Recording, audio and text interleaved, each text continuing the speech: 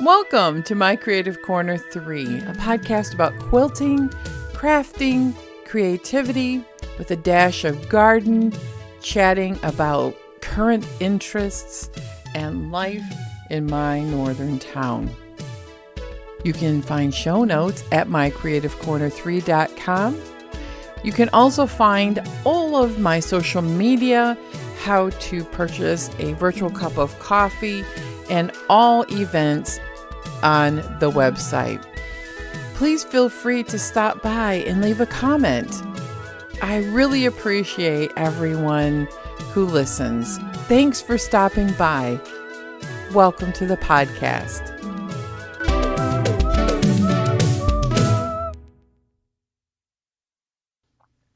Hello, everyone. How have you been doing?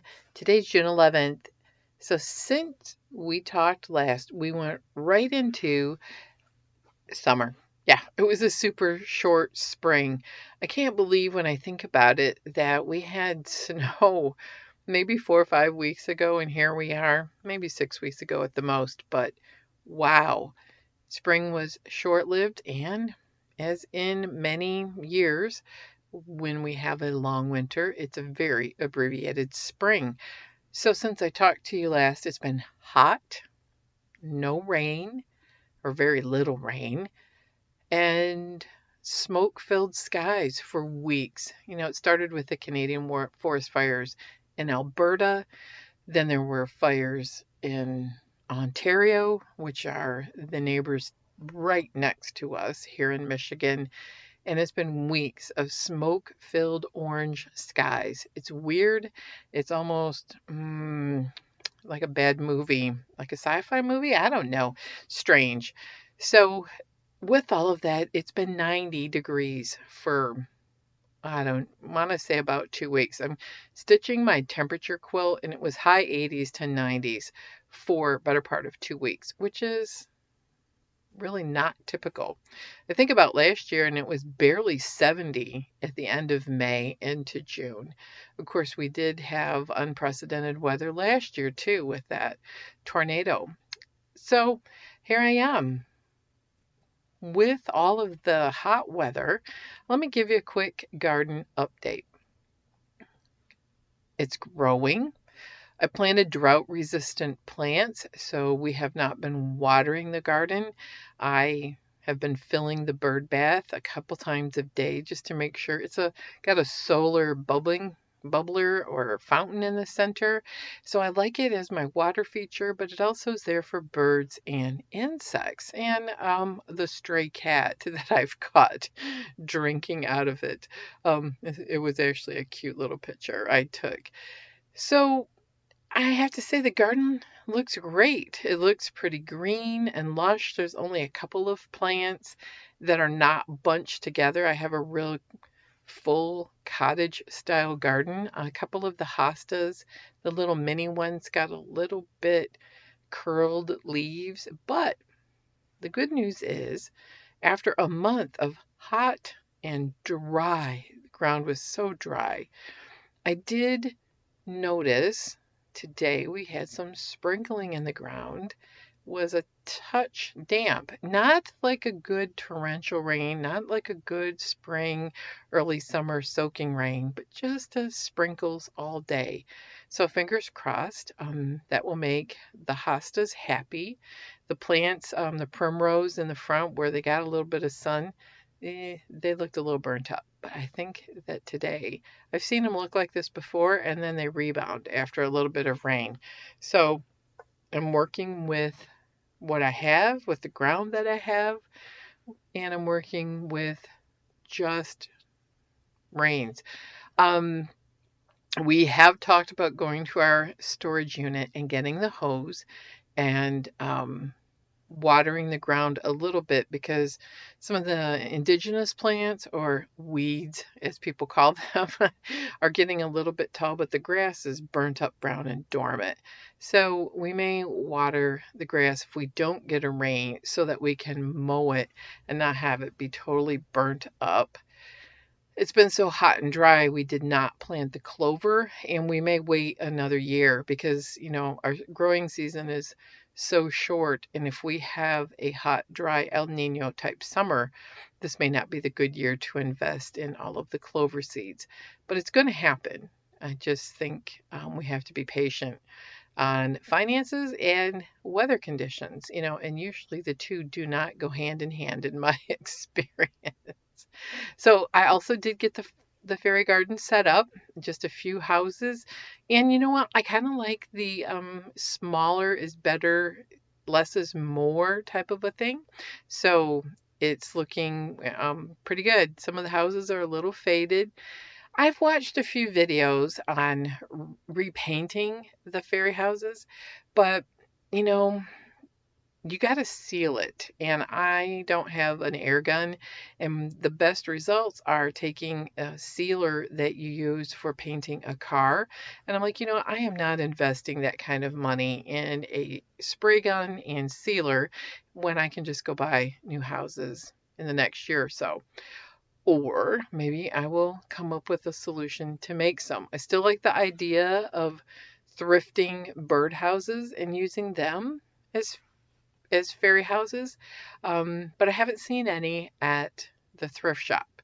So I may kind of wait till the end of the season and go to like TJ Maxx and Kohl's and some of these places and thrift a few birdhouses for next spring.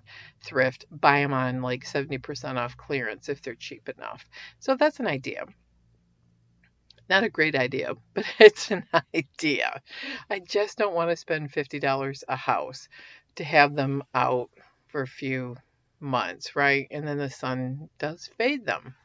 So the last project I need to do to complete the garden decoration is I would like to put out my solar lamps, but it was so hot and the fire danger was so high, I didn't really want to put the metal solar lights out because it was just too hot for me to do it.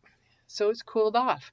And I usually leave those up through Halloween. So we're still, quote, not too late. You know how sometimes you're like, oh, I missed it by a week. I just might as well forget it. No, we're going to put them out. They're the beautiful ones I got from Costco, and they're great. So I'm going to put them out probably tomorrow. I don't think it's supposed to be as cold and rainy. So that's the garden wrap up. I've posted a few pictures, a couple little Instagram clips. Right now, what is blooming is my iris started blooming. I know, June 11th. It's a little late this year, but that's okay. I have my very large poppies, the big full orangey red colored with the black centers. The bees love them. My perennial geranium is blooming, and the hybrid daylilies that are yellow are blooming. I have some white columbine that's blooming, and it's just really, really pretty. I have a couple different colors in the iris. I have yellow, I have white with purple falls, and I have the dark purple with the very, very dark purple fall. It's a very old traditional iris with a teeny bit of yellow. My dad, though, has the very dark purple. They look black. And so it's always a big event when those iris bloom at his house. I know my daughter wants a cutting from them, and I might take a piece myself. They're very unusual. So that's what's blooming right now. Everything's growing well. And I did plant the pollinator little seeds that my mom gave me from her Birds in Bloom magazine about 5 days ago because I thought, well, it's past the frost zone and the blistering heat may be done, so hopefully those seeds will germinate. And I have sprinkled a little bit of water on them every day with a watering can, so hopefully they will germinate. So what have I been working on? Well, for quilting, I have finished sewing all of the blocks for the Granny Square sew along. It started last year and got done, and I didn't finish.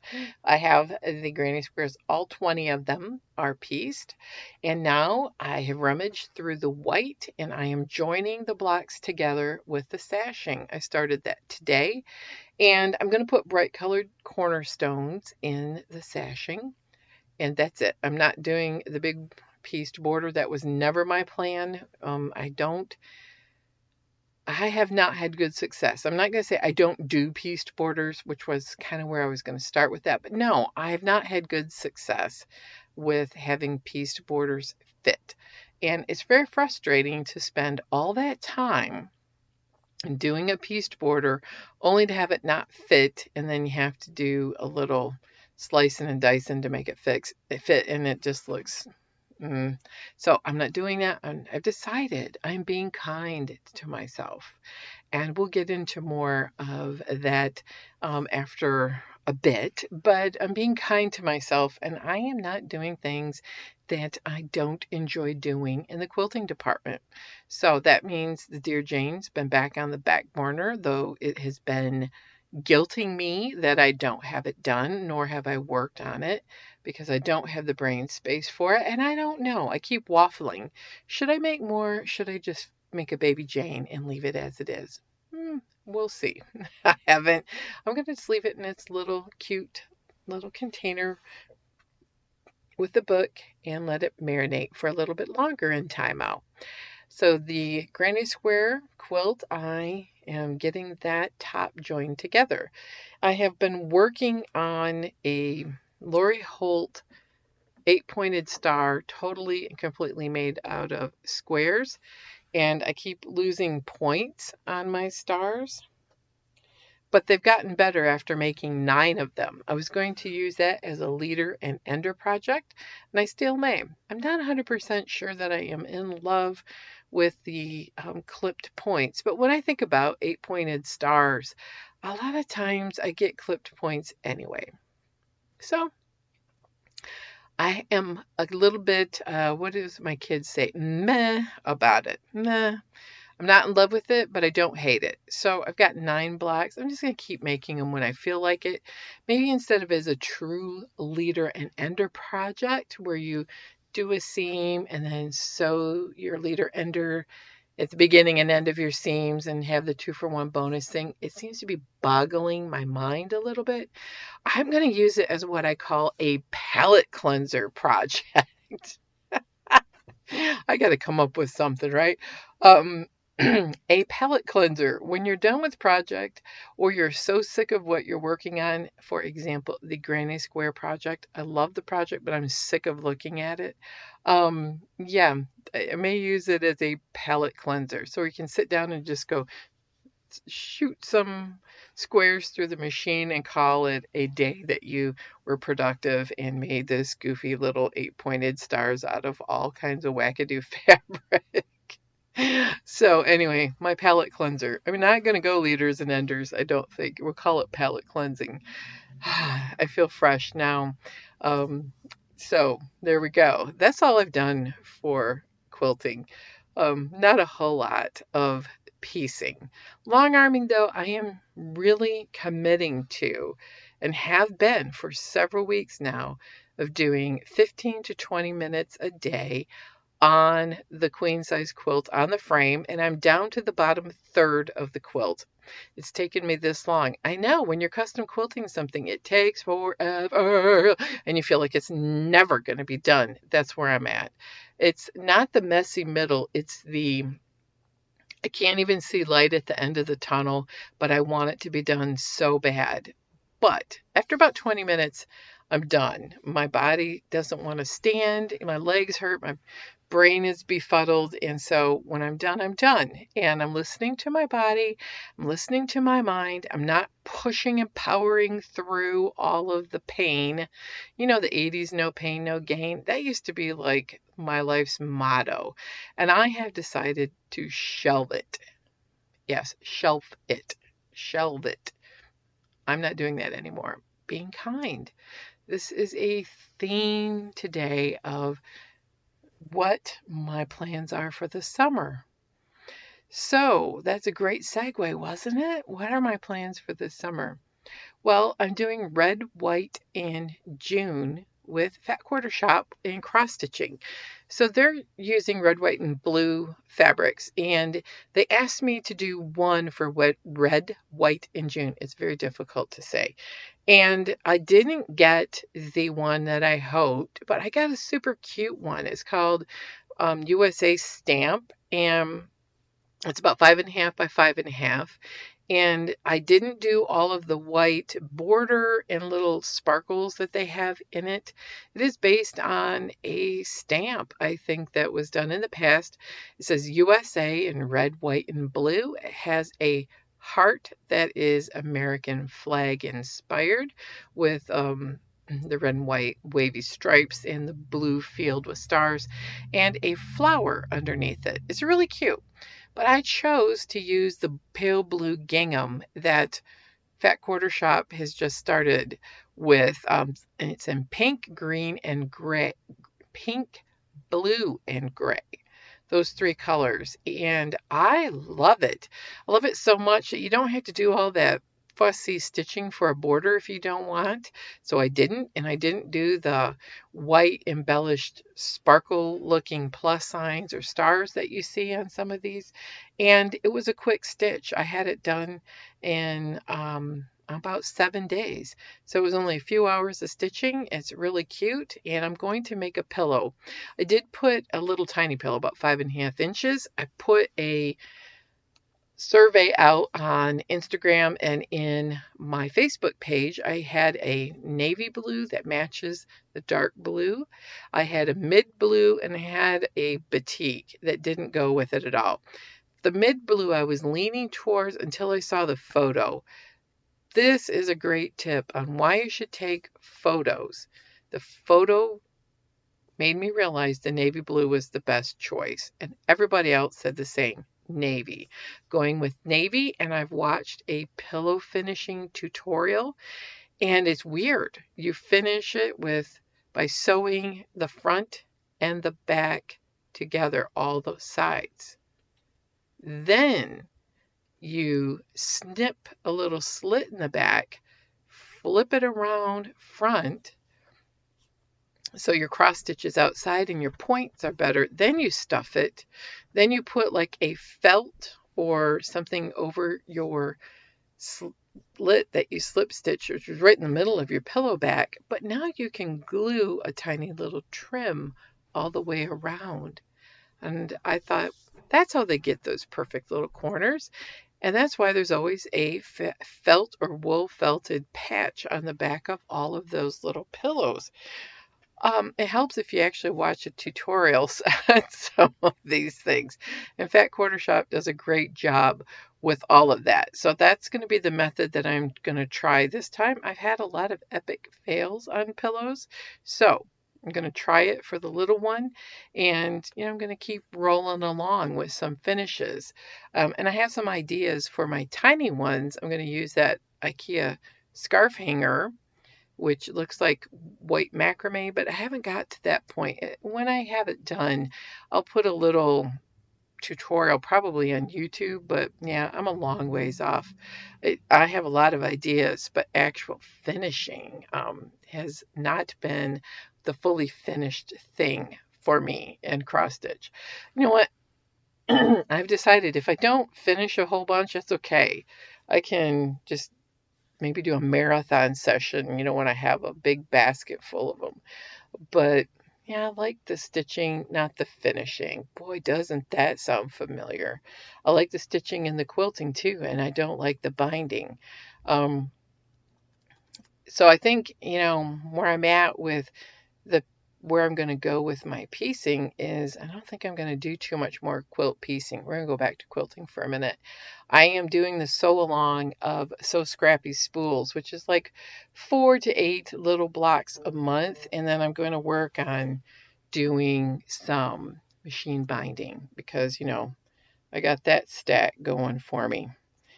It's not going anywhere by getting smaller. It's only growing. And so is my to be quilted stack of my own. I just am not making any progress on that, but I'm being kind to myself and not beating myself up about it. So that's all I've been working on. But I've been doing a lot of thinking on these hot days, and let me tell you where I'm at with my summer theme. My summer theme, I was inspired by reading the Empty Nest Chronicles this week, and Frances wanted to do a summer theme, and they are doing it as like a 100-day project and asked us to join along. Well, this is perfect timing because Friday, when I came home for lunch, the school was letting out, and I got stuck in the sea of buses that was driving all of the kids home or downtown. I saw a lot of kids walking from the high school, which is next to my office, and there's a couple of ice cream shops, and that's typically what you see on the last day of school. It's a bunch of kids downtown, maybe hanging out. Sometimes the downtown area has a little party where people can get together and they have ice cream and music and whatnot. And I was like, this is perfect because this is the first weekend of the school's summer vacation. And I was thinking, I don't know, I've been kind of restless with all of what I've been doing. I'm kind of like not superly into doing a lot of quilt piecing right now. I am into long arming, but I don't want to just keep stitching and stitching and sewing and sewing.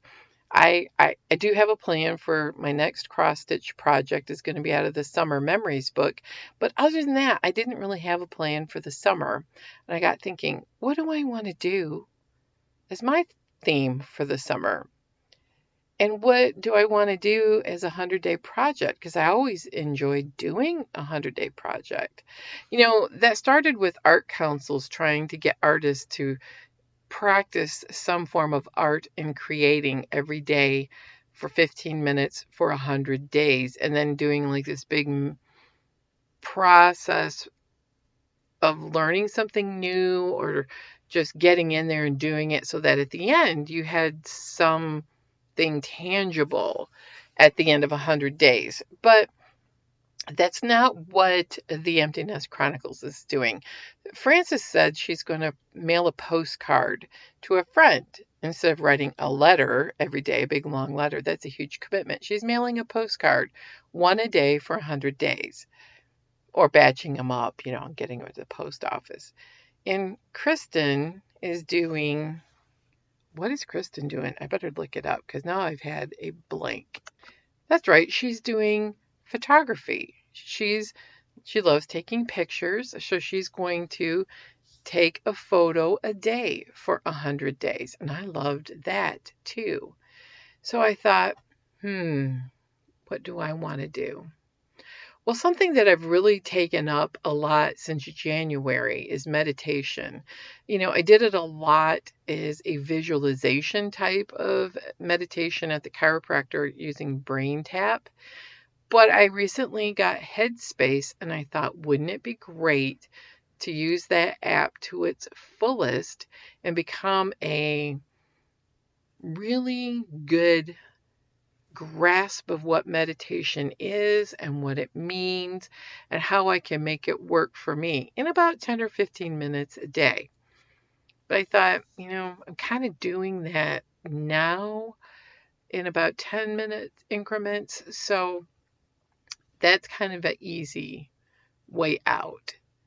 And then I got thinking, they always say you should go back to what did you do as a kid that you enjoyed when you start having this creative block. I don't really want to say it's a creative block, but I am certainly been bored and feeling creatively stuck for about a year and a half, even before COVID.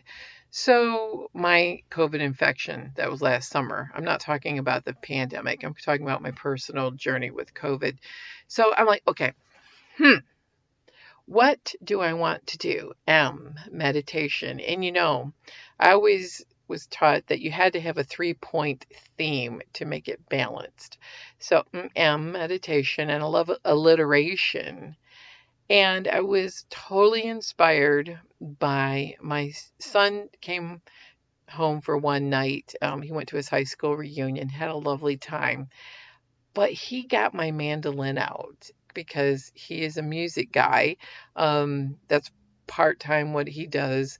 He has a paid job where he plays guitar and sings in a church, and he also has a license to do some buskering downtown where he lives, and he really loves music. He's always done it with a friend group. They have a band. In fact, the band got together um, to play this weekend, and I got to watch it online. It was just so great. So I went music, mandolin, M. Mandolin is much easier to play than violin for intonation, and I need ear training. I haven't played music seriously in several years, and I thought, I miss playing music. And every time I get it out, I tinker around with either playing a tune on the piano, keyboard we have, not a full piano. And I've gotten my violin out once in the last year, but I thought the mandolin, I love that. It's easy to play. I don't have to worry too much about changing strings because the strings on it sound good. I'm going to practice that 15 minutes a day. I already started last couple days. I'm going to practice it today. And I get going and I wind up practicing for a little more than 15 minutes, but not long because my hands and fingers get tired. So I cut my nails to a good length and I got my Renaissance Festival book and I'm playing simple tunes, very slow, but I can play a tune. I remembered my scales. So it's all coming back to me. Yes, my 10-year-old self spent my summers just playing music all the time. We had a little organ. Do you remember those? I think they were called Magus organs, where you did one hand where you pushed a chord, and the other hand you played the melody. And the books had the notes, but they also told you what finger to use to play all of the songs. Oh, yes, all of the songs of pop culture in the 70s. Not, they were my grandparents' growing up songs. Things that were, like This Land Is Your Land was on there, but there were old ones like Beautiful Dreamer. I mean, do you remember that? Probably not. How about Goodnight Ladies? Oh, yes, that was a 1900s pop tune, but they were easy to play. And that's how I really got into music, was as a child noodling around on this organ, and that led to me taking violin lessons at the age of about 9. And by 10, I was just madly ate up obsessed with learning how to play the violin. So I'm going to resurrect something that my 10-year-old self loved to do with my summers. And the meditation fits in there too, because my 10-year-old self was pretty sick with allergies. Man, I've never been a well person, I would say. I have had horrible allergies all my whole life, like bedridden. I couldn't breathe, eyes watering, just sneezing, wheezing, coughing, earaches, ear infection, sinus. And in the winter, it was from cough, cold, flu, bronchitis, ear infections to where I had in-office surgeries, to the summer where I was so bedridden with allergies I could hardly breathe and move. Boy, doesn't this sound familiar? It never left, right? It's followed me through my whole life.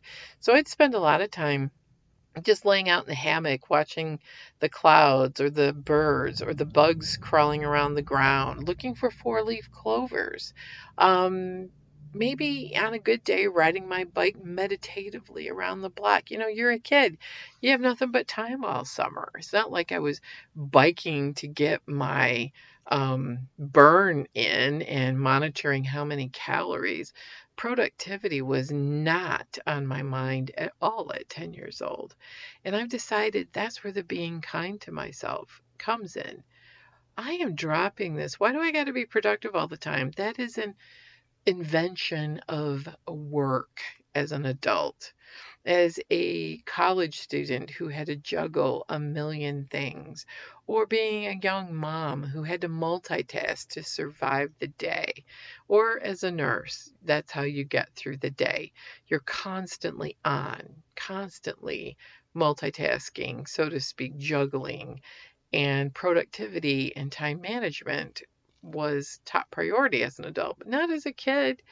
I'd even lollygag all day and watch ridiculous shows in the morning. You remember all the game shows?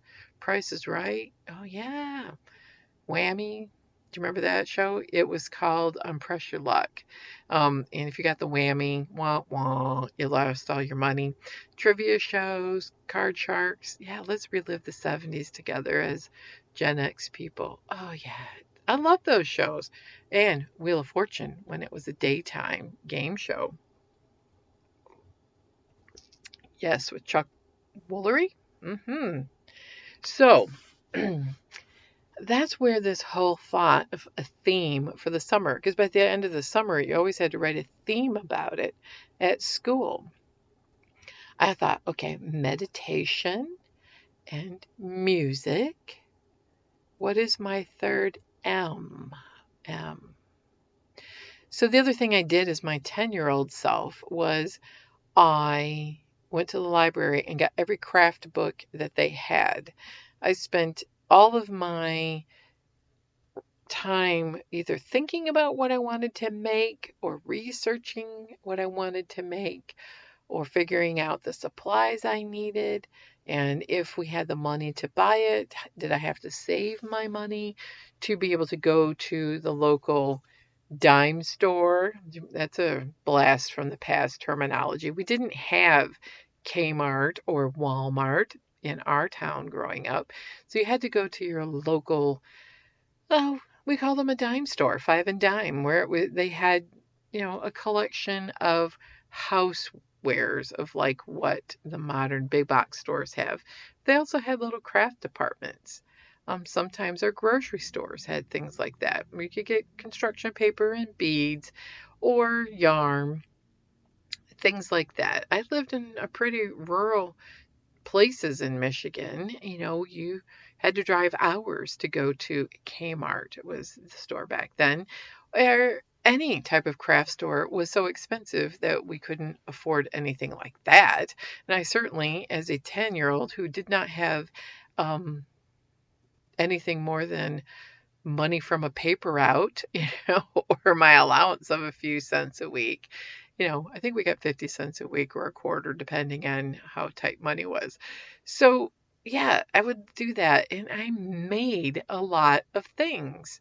I made all kinds of crafts. We did crafts in Sunday school, church, Bible school. The library didn't do crafts then like they do now. I wish they did. But we did have the summer reading program where we could get coupons, for Dairy Queen. Oh, I digress. Making. That's my third pillar for the summer of my summer theme and the 100-day project. So I'm going to be doing meditation. Let's recap. Meditation a little bit every day. And I'm going to do more of the kind that Headspace is doing. And I'm going to continue my once a week appointment with the visualization meditation. And that's ultimately, for progressive relaxation and helping my neurological status.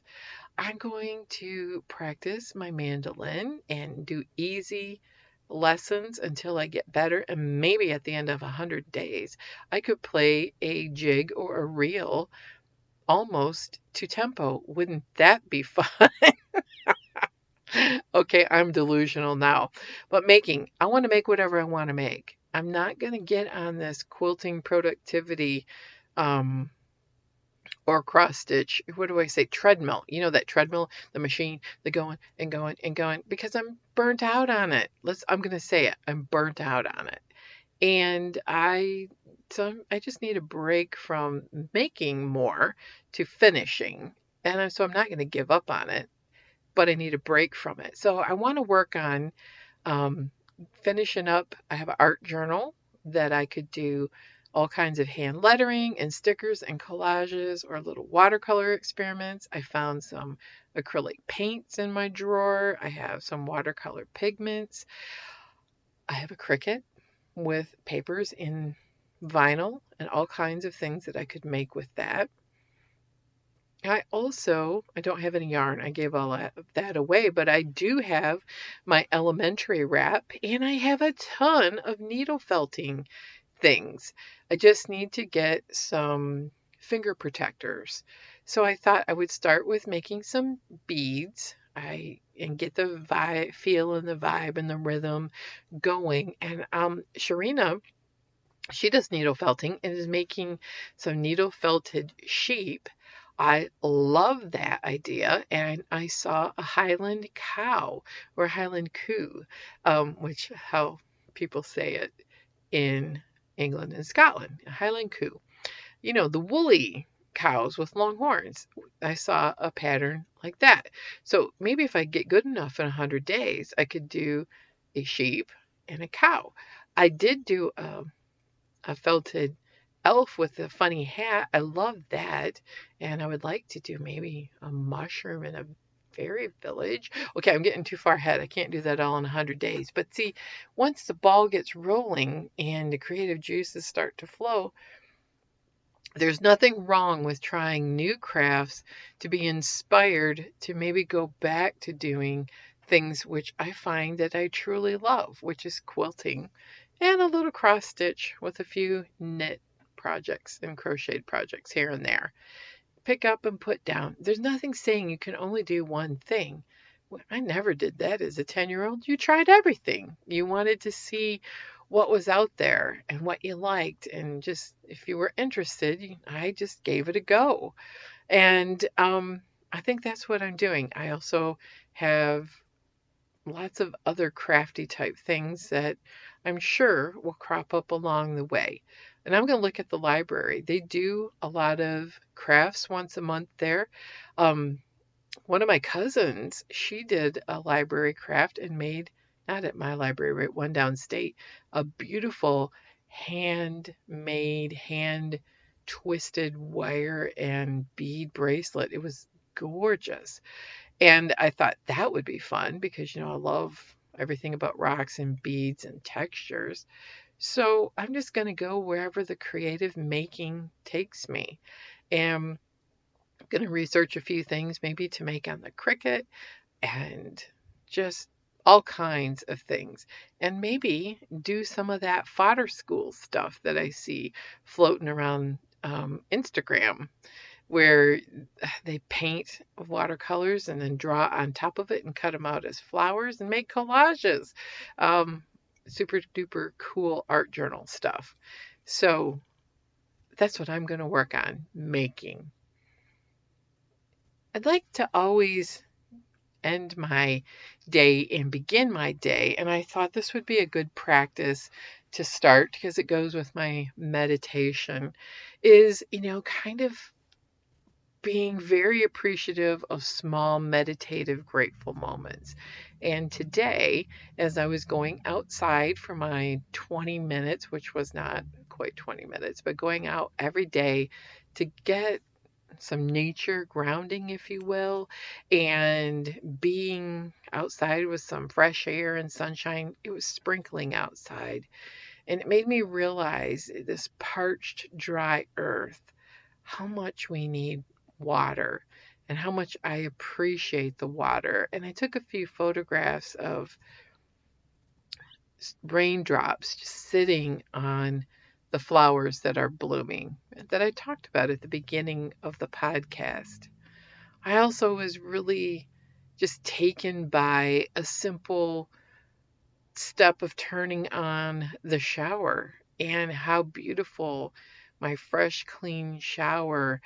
I just swiped it up by hand and saw the water just dazzling and sparkling on the surface of the shower and the lighting that I had. And I just thought, sometimes what we need to do is slow down and just look at the simple joys and be very grateful. I don't take water for granted. I live in Michigan where we have water everywhere and fresh water, lakes, all of that, but we haven't in a month. And I'm trying not to waste water and I'm trying to conserve water, but oh, just the beauty and the refreshing that this rain had this morning on this dry earth and washing some of that smoke and dust out of the air and the sky. That's my grateful moment, is for something as simple and basic, yet essential to life as water. And it was so pretty on those plants. It looked like dew, but it was rain. I'm not a professional photographer, but boy, isn't it fun to just try to stretch your creativity by maybe taking a great picture or a different picture like Kristen.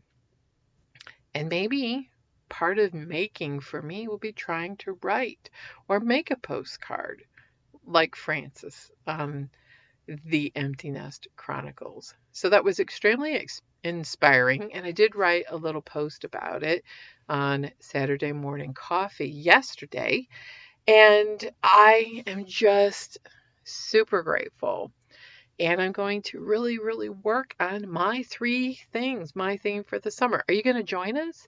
Are you going to work on a summer theme or a 100-day project? I would suggest, just as a person who's an overachiever, um, picking something that you're going to do. Even if you miss a day, that's okay. Pick it up the next day and keep going forward. So 100 days for me started summer vacation yesterday. And I did all of the things, the 3 M's: music, meditation, and making.